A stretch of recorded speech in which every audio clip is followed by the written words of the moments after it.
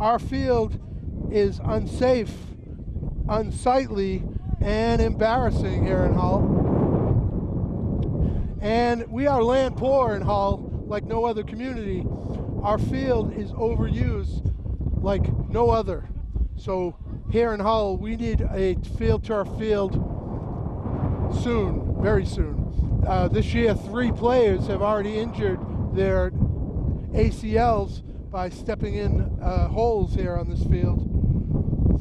And as you can see, Hull High School's Finlayson Field, the most beautiful setting for a game in the South Shore League and in the country almost.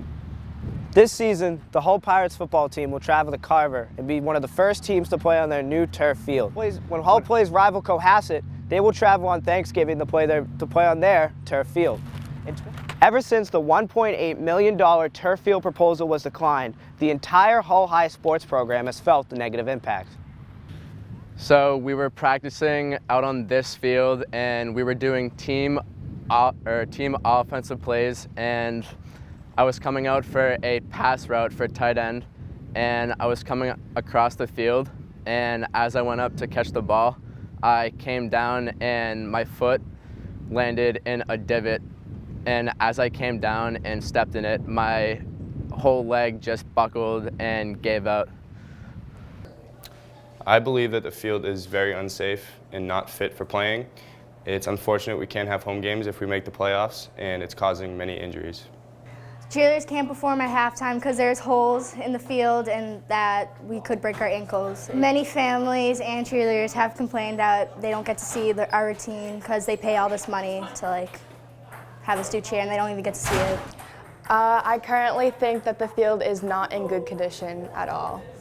There's potholes everywhere. I'm pretty sure that they had to fill them up with dirt because people were tripping in them.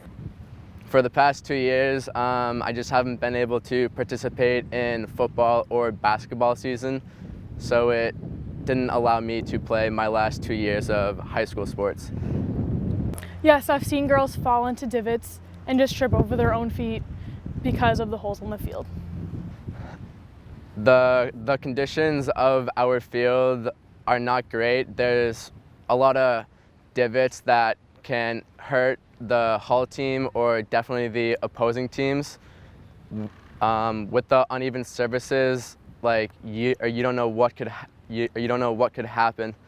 So there's a lot of risk factors that play in when you play on this field. Yes, I do feel concerned about my health. Recently, a player on my team rolled their ankle in a play. Whenever we run, it's always risky to injuring yourself.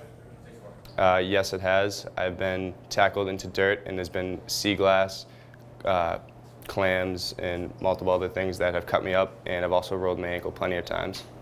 Some of it had to do with bad luck.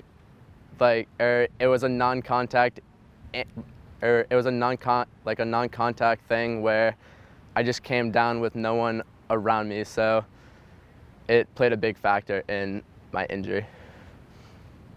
Usually other towns' fields are very nice and leveled. When we play on our field, I feel like it just disappoints everyone. The ball goes everywhere. Running on it is very difficult. A lot of people roll their ankles. It's very unsafe. They're typically turf, so not a lot of injuries because of holes and divots and dirt.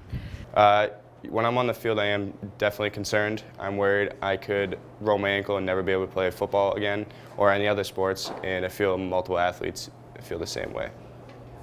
I'm a little upset about it because we work so hard, but I get it's a safety hazard, but it's very upsetting.